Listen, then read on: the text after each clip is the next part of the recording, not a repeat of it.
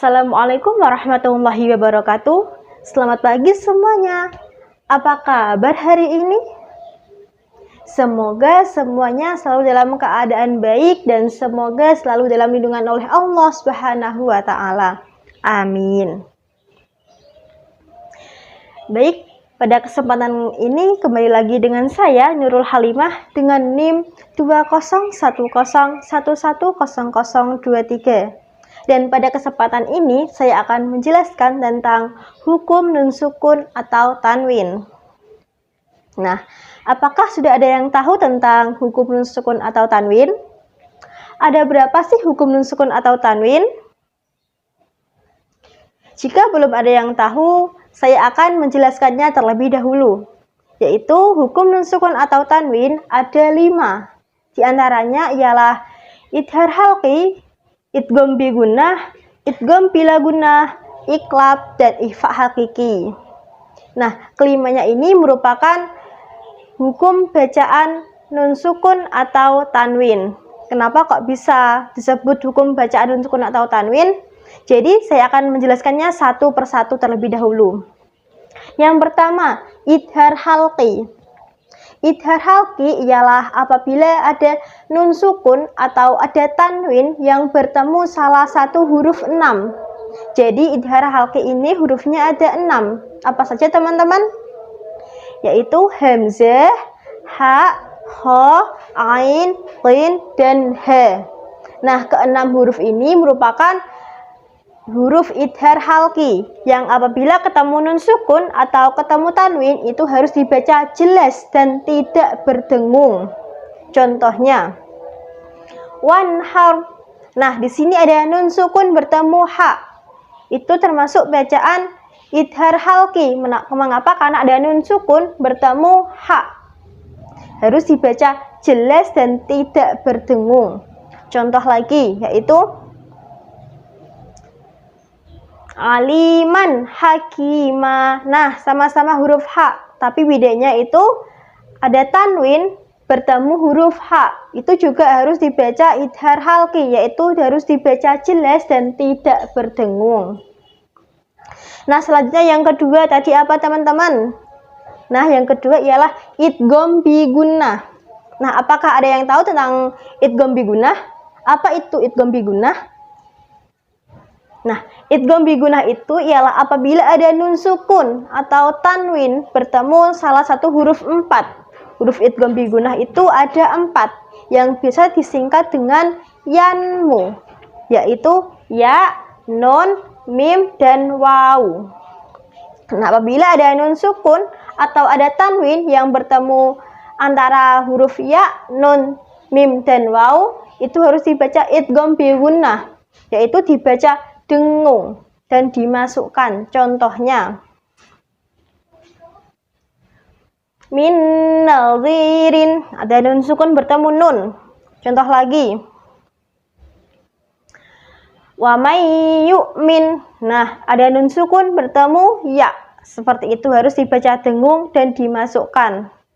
Nah, yang ketiga, bacaan apa teman-teman? Nah, yang ketiga itu idgham bila gunnah. Nah, idgham bila gunnah ini hanya ada 2 huruf, yaitu huruf lam dan huruf ra. Ada 2 huruf, yaitu huruf lam dan huruf ra. Jadi huruf lam dan huruf ra ini merupakan huruf dari idgham bila gunnah.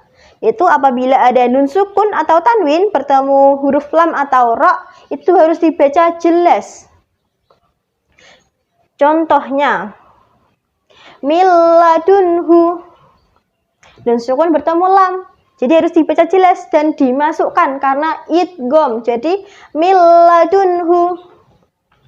Malallubada. Nah, itu ada nun sukun bertemu lam dan juga ada tanwin bertemu lam. Jadi harus dibaca jelas dan dimasukkan karena itu idgham. Nah, yang keempat tadi bacaan apa teman-teman? Yang keempat itu iqlab. Nah, iqlab itu hurufnya hanya ada 1, yaitu huruf ba. Huruf iqlab itu hanya ada 1, yaitu huruf ba. Iqlab ialah apabila ada nun sukun atau tanwin bertemu huruf ba, yaitu dibaca dengan cara suara nun mati tersebut diganti dengan suara mim mati. Contohnya, mim ba'ti. Nah, suara nunnya kan tidak terdengar kan? Tapi yang terdengar itu suara huruf mim. Suara huruf mim mati. Mim ba'ti. Padahal itu ada nun sukun ketemu huruf ba. Nah, seperti itu. Dan yang terakhir yaitu huruf ikhfa hakiki. Nah, huruf ikhfa hakiki ini jumlahnya yang sangat banyak sekali. Itu huruf hijaiyah kan ada 28. Nah, yang tidak termasuk dalam idgham halqi, idgham bi gunnah, idgham bila gunnah, dan iqlab itu termasuk ke dalam huruf ikhfa hakiki. Yaitu huruf ikhfa hakiki itu ada 15. Apa saja teman-teman?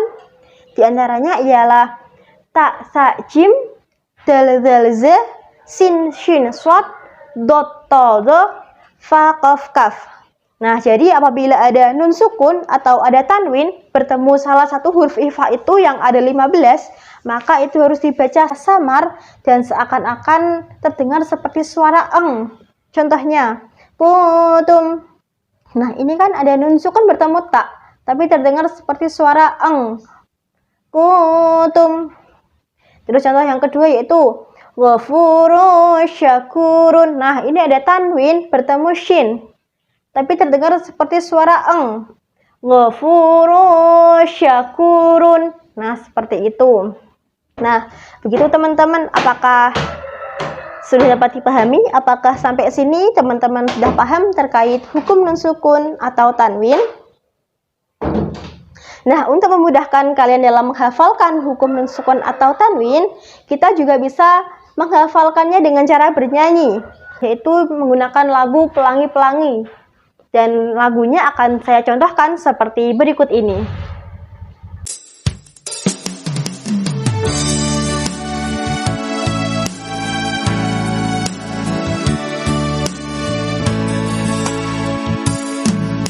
Hukumnya nun sukun tanwin ada 5. Iqlab, ikhfa, idgham bi gunnah yang dengung, idgham bila gunnah, dan idhar yang jelas. Dan keduanya tidak dibaca dengung. Hurufnya idhar ada 6 huruf. Hamzah, ha, ain, ghain, ha, kha. Itulah huruf idhar yang jelas bacanya, tidak berdengung. Itulah idhar halqi. Ya, nun, mim, waw itu dengung.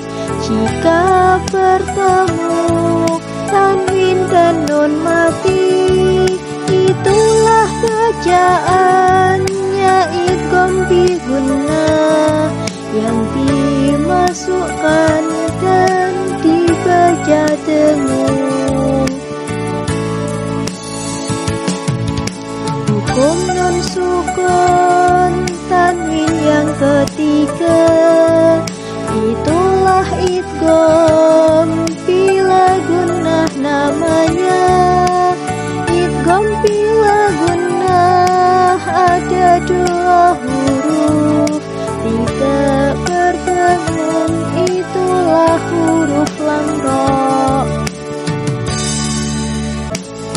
Iqlab itu 1 hurufnya ba saja. Suara nun mati diganti mim mati. Ikhfa itu samar serta didengungkan. Ayo hafalkan, ayo kita lanjutkan. Hurufnya ikhfa ada 15. Ta, fa, jim, dal, zal, za, sin, shin, shad, dot, ta, dha, fa, qaf, dan kaf hurufnya. Itulah namanya